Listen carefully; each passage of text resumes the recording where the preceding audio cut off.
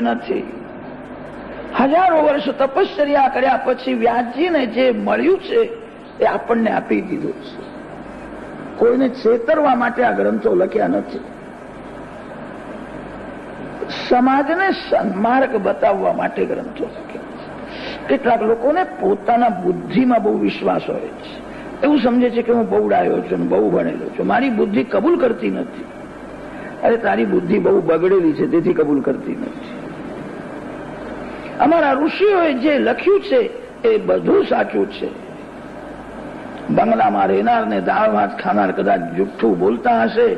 અમારા ઋષિઓ ઝાડના પાન અને ફળ ખાતા હતા, લંગોટી પહેરતા હતા, ઝાડના તળે બેસતા હતા. એમને કોઈ સ્વાર્થ નથી. આપણા શાસ્ત્રોમાં જે લખ્યું છે એ બધું સાચું છે. શાસ્ત્રમાં લખેલું બુદ્ધિ કબૂલ ન કરે એ દોષ બુદ્ધિનો છે. બુદ્ધિ બગડેલી છે. શાસ્ત્રમાં સંતોમાં વિશ્વાસ રાખ.